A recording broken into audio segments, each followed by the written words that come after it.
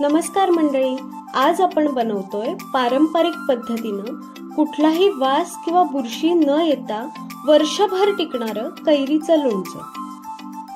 इथे मी कैऱ्या स्वच्छ पुसून घेतल्या। सगळ्या कैऱ्यांचे आपण ह्या पद्धतीनं छोटे छोटे तुकडे करून घेऊया।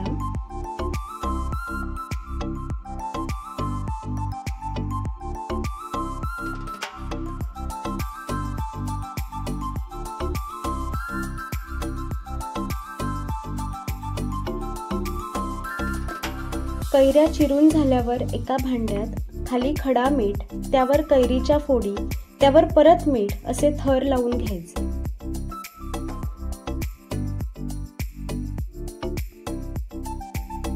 आता त्यावर एक पिशवी ठेवून भरपूर वजन ठेवूया।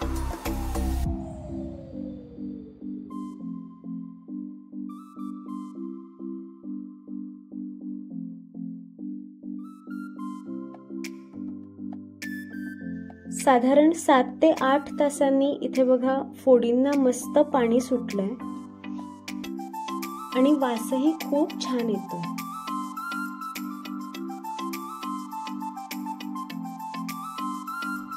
आता ह्या फोडी पाणी निथळून एका भांड्यात काढून घ्यायच्या।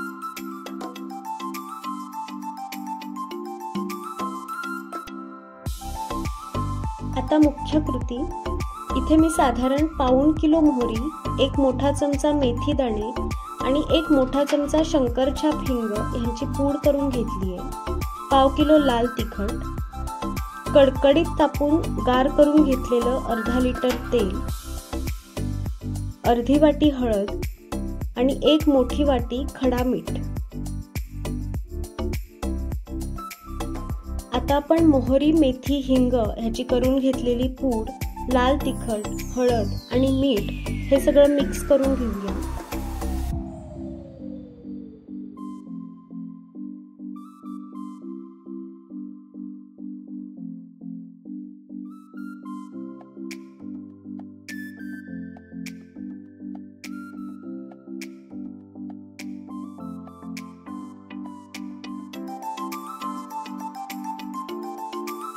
सगळ्यात शेवटी तेल, इथे मी तेल गरम झाल्यावर त्यात पाव चमचा मोहरी टाकली होती।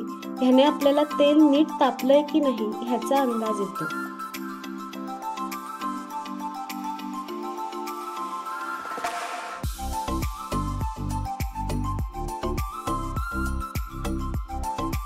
आता हे लोणचं स्टोर कसं करायचं हे बघूया। तुम्ही काचेच्या किंवा चिनी मातीच्या कोणत्याही बरणीत हे लोणचं ठेवू शकता।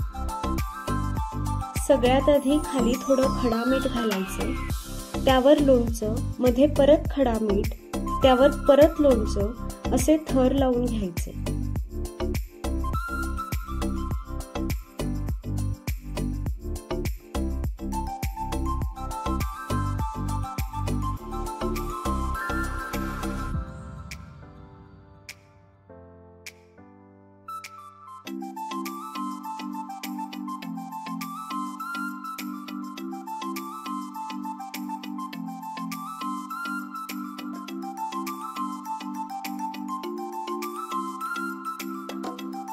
आणि सगळ्यात शेवटी वर थोडंसं खडा मीठ आणि बरणी पूर्ण भरेल एवढं तेल आत घालायचं।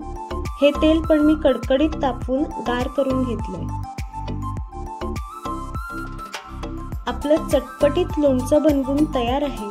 ह्या पारंपरिक पद्धतीनं बनवल्यावर लोणचं वर्षभर टिकतं आणि मुख्य म्हणजे त्याला कसलाही वास येत नाही आणि बुरशी येत नाही। रेसिपी कशी वाटली हे मला कमेंट करून नक्की कळवा। व्हिडिओ आवडला असेल तर लाईक करा, शेअर करा आणि चॅनलला सबस्क्राईब करा। धन्यवाद।